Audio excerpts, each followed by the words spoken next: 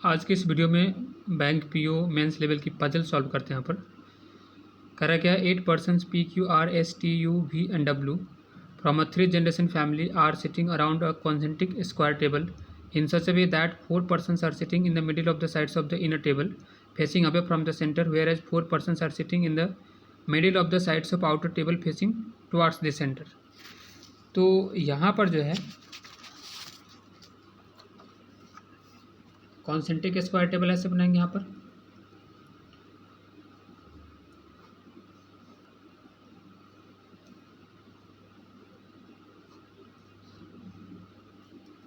कह रहा है कि जो 4 पर्सन जो है इनर टेबल के मिड में बैठता है, साइड के मिड में, और 4 पर्सन आउटर टेबल के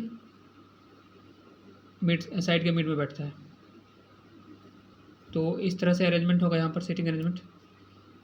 ये बोल रहा है यहाँ पे क्या कि the person 4 person are sitting in the middle of the sides of the inner table facing away from the centre.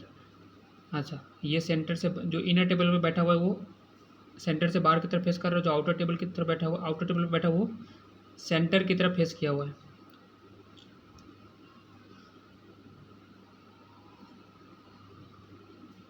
चलिए आगे बढ़ते हैं। यहाँ पे आगे क्या कर रहे हैं, यहाँ पे नोट में, if the person are facing each other then both are sitting at different table. अगर बात कर रहे हैं यहाँ पे कि पर्सन जो है एक दूसरे को फेस कर रहे हैं यहाँ पे, तो ये दोनों डिफरेंट टेबल पे बैठा हुआ है। Whereas if the person are sitting opposite to each other then both are sitting at the same table. अगर अपोजिट बात करेगा कि दो पर्सन अपोजिट बैठा हुआ है, तो मतलब क्या है कि दोनों सेम टेबल पे बैठा हुआ है, सेम टेबल पे। इसको लिखने का जरूरत नहीं था, ठीक है। आगे बढ़ते हैं। यहाँ पे क्या करें, only 2 married couples are there in the family either both और none of the parents are alive. तो इस 8 मेंबर वाले फैमिली में जो है 2 मैरिड कपल यानी टोटल 4 मेंबर जो सो क्या है, मैरिड है। आगे क्या कर रहे हैं, अच्छा पेरेंट्स की अगर बात करें तो कह रहे हैं कि पेरेंट्स में मदर और फादर दोनों होने चाहिए। अगर नहीं है दोनों में से, अगर दोनों में से या तो होना चाहिए तो दोनों है, नहीं तो दोनों में से कोई नहीं, ठीक है ना। आइदर बोथ और none of the parents are alive बोला यहाँ पे। आगे बढ़ते हैं। यहाँ पे अब कंडीशंस क्या क्या दी गई है, 1 मिनट। ये जो पजल है ये सीटिंग अरेंजमेंट और ब्लड रिलेशन दोनों को कंबाइन करके यहाँ पे दिया गया है।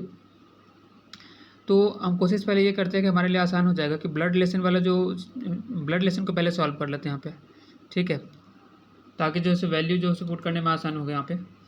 तो ब्लड रिलेशन वाले प्रश्न यहाँ पे क्या है, कह रहा है कि P is facing the one who sits immediate right of use sister in law. You के सिस्टर इन लॉ के इमीडिएट राइट में जो बैठा हो पी उसको फेस कर रहा है। बट यहाँ से हम सिर्फ ब्लड रिलेशन को सॉल्व कर रहे हैं यहाँ पे, ठीक है, अभी सिटिंग अरेंजमेंट को नहीं। तो यहाँ से कोई डायरेक्ट इन्फॉर्मेशन नहीं मिला। आगे बढ़ते हैं। 1 person sits between U's sister in law and V who is the unmarried son of W. यहाँ से डायरेक्ट इन्फॉर्मेशन क्या मिला कि भी जो है सन है डब्ल्यू का और ये अनमैरिड है। अब नोट में क्या कर रहा था कि पेरेंट्स जो है दोनों ही पेरेंट, मदर और फादर दोनों अलाइव है। तो यहाँ पर क्या होना चाहिए, भी के एक पेरेंट की बात करें तो यहाँ पर जो है ये दोनों होना चाहिए, भी के पेरेंट्स एंड मदर और फादर दोनों। आगे क्या बोल रहा है, V is immediate neighbour of his mother who is facing away from the centre. अभी नहीं लिख सकते यहाँ पे। आगे बोल रहा है कि T is the brother in law of Q and vice versa. T जो है क्यू का ब्रदर इन लॉ है और क्यू भी टी का ब्रदर इन लॉ है, ठीक है। अभी यहाँ पे डायरेक्ट इन्फॉर्मेशन नहीं पता चल रहा है कुछ। आगे क्या कर रहा है, Q is the father of S. Direct information है कि क्यू जो है एस का फादर है, तो एस की मदर भी होगी। ये Q is the father of S and faces W is only brother. अच्छा, डब्ल्यू जो है यहाँ पर उसका एक भाई भी है, अकेला इकलौता भाई, ठीक है।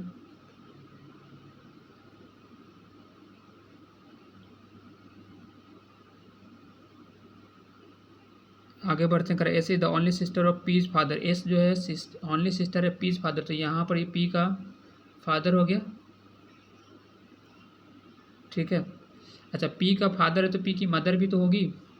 तो यहाँ पर अब देखिए टोटल मेंबर कितना है, 8 मेंबर्स है। तो 8 मेंबर्स में 2 मैरिड कपल है, तो एक कपल तो यहाँ पर, एक कपल यहाँ पर हो गया, तो 2 अब इसी में एडजस्ट करना पड़ेगा हमें।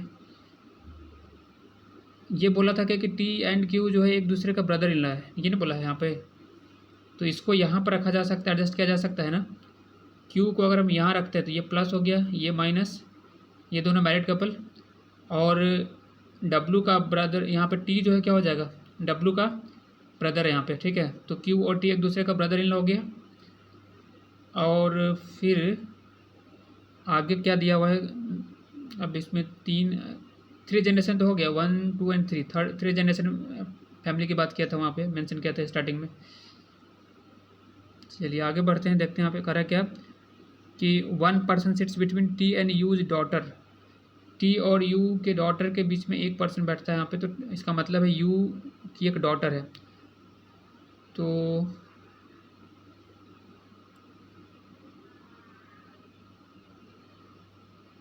और स्टार्टिंग में क्या बोला है, स्टार्टिंग में अगर देखें तो कह रहा है कि P is facing the one who sits immediate right of use sister in law. तो यू की अगर सिस्टर इन लॉ है तो फिर यू को यहाँ पर हमें रखना पड़ेगा, और ये एक और बचा हुआ मेंबर कौन सा, अच्छा यू को यहाँ रखेंगे तो आर यहाँ आ जाएगा, और यू और आर की जो डॉटर होगी वो पी हो जाएगी। वही तो बोला है 1 person sits between T and U's daughter, R is not facing B sister. अच्छा भी की सिस्टर भी है, तो ये पूरा का पूरा जो है नीचे वाला यहाँ पर ये इसके साथ अटैच हो जाएगा यहाँ पे भी। ये नहीं बोला है कि डब्लू का एक ही सन है, ये यहाँ पर जो है ये बोला है कि ये अनमैरिड सन है भी डब्लू का। तो अगर हम यहाँ पे करें आर इज करके are is not facing B sister, तो भी की सिस्टर कौन हो जाएगी यहाँ पे एस। तो यहाँ पर जो है ये है भी की सिस्टर, और एस का एक और ब्रदर है आर, और वो मैरिड है किस यू के साथ, तो आर और यू दोनों मैरिड कपल हो गए यहाँ पे। तो इसको यहाँ लिख सकते हैं आर प्लस में हो जाएगा, और यू इधर माइनस में, ये दोनों मैरिड कपल है। इन दोनों का एक चाइल्ड है पी जो कि डॉटर है इन दोनों की। 2 मैरिड कपल की बात किया था, 2 मैरिड कपल हो गया यहाँ पे। क्यू ओ टी एक दूसरे का ब्रदर इन लॉ है, बिल्कुल हो गया यहाँ पे सही। भी की एक सिस्टर है एस, यहाँ पे 3 3 6 2 8। चलिए ब्लड रिलेशन वाला जो है, ब्लड रिलेशन को हम सॉल्व कर चुके हैं यहाँ पे, ठीक है ना। अब आते हैं सिटिंग अरेंजमेंट वाले कंडीशन में। यहाँ पर सिटिंग अरेंजमेंट में ये क्या बोला है यहाँ पर कि P is facing the one who sits immediate right of use sister in law. P is facing the one who sits immediate right of, अच्छा ये तो अब हो चुका है यहाँ पर ब्लड रिलेशन वाला, ये पूरा है यहाँ पर, ठीक है। P is facing the one who sits immediate right of use sister in law. तो यू की सिस्टर इन लॉ कौन है एस, तो एस के इमीडिएट राइट में जो बैठता है, ठीक है, इमीडिएट राइट में जो बैठता है उसको फेस कर रहा है पी, ठीक है। आगे क्या बोला है, 1 person sits between you sister in law and भी। यू की सिस्टर इन लॉ और भी के बीच में 1 पर्सन बैठता है। यू की सिस्टर इन लॉ मतलब एस, और भी के बीच में 1 पर्सन है, तो एस और भी के बीच में 1 पर्सन है। बट हमें नहीं पता यहाँ पे कि भी इधर है या इधर है, बट यहाँ पे लिख लिए एस और भी के बीच में 1 पर्सन है। हु करा के हु इज एन, ये तो ब्लड रिलेशन में, तो भी is an immediate neighbour of his mother, यानी भी जो है, भी की मदर कौन है डब्ल्यू, तो भी जो है इमीडिएट नेबर है मदर, तो या तो डब्ल्यू जो है यहाँ पर आ जाएगा, नहीं तो यहाँ पे नहीं इसमें यहाँ पर गलत होने का, फिर कंडीशन गलत लिख जाएगा। यहाँ पर भी जो है यहाँ पर है, तो या तो डब्ल्यू यहाँ पर, नहीं तो डब्ल्यू यहाँ पे इमीडिएट नेबर है, ठीक है। कह रहा है who is facing away from the centre. अच्छा डब्ल्यू जो है सेंटर से बाहर की तरफ फेस कर रहा है, तो सेंटर से बाहर की तरफ फेस कर मतलब क्या कि डब्ल्यू जो है वो इनर टेबल में बैठा हुआ है कहीं पे, तो डब्ल्यू को यहाँ रख देते हैं, बैठा हुआ क्या, ये डब्ल्यू को यहाँ रखेंगे, ये डब्ल्यू हो गया, डब्ल्यू को इनर टेबल पर, चलिए ठीक है। अवे फ्रॉम द सेंटर है तो इनर टेबल में बैठा हुआ पर्सन ही क्या है, बाहर की तरफ फेस कर रहा है। आगे अगर हम बात करें यहाँ पर, और क्या बोला था यहाँ पे, अच्छा एस और भी के बीच में, तो अभी तो भी जो है, अच्छा 2 जो पॉसिबिलिटी बना ही लिए तो यहाँ पर लिख लेते हैं, या तो भी क्या होगा यहाँ पर होगा, नहीं तो भी यहाँ पर होगा। भी और एस के बीच में 1 पर्सन बैठता है, यही बोला है ना अभी। अच्छा आगे का कंडीशन लिख लेते हैं, नहीं तो फिर जो अधिक क्या होगा कि ज़्यादा से ज़्यादा पॉसिबिलिटी बनने, तो ये भी काम नहीं करना है। T is brother in law of Q and vice versa, अच्छा ये तो हो चुका है।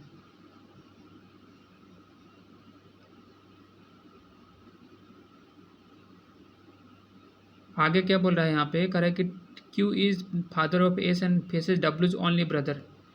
डब्ल्यू का ओनली ब्रदर जैसे कौन है, टी है, तो क्यू जो है वो टी को फेस कर रहा है, क्यू टी को फेस कर रहा है, नहीं तो यहाँ पर क्यू है और ये टी है, ये फेस कर रहा है, अगर फेस करने की बात करेगा तो दोनों डिफरेंट टेबल पर है, ये बोला है ना।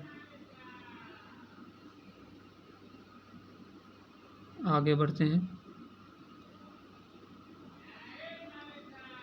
S is only sister of P's father, ये बोला। उसके बाद only one person sit between T and U's daughter, T और यू के डॉटर, यू की जो डॉटर है यानी पी, टी और पी के बीच में जो है एक पर्सन बैठता है, ठीक है।